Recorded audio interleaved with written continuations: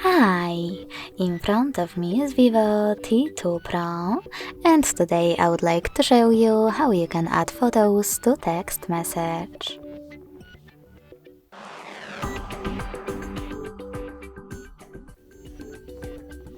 Begin by opening Messages app and selecting or creating a chat.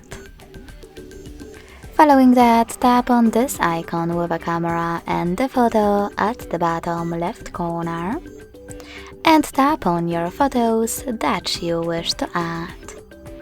You can also choose Gallery.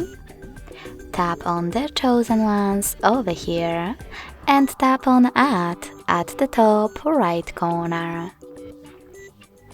Lastly, you can always click on Gallery, select Folders, look for your picture, and when you find it, tap on it.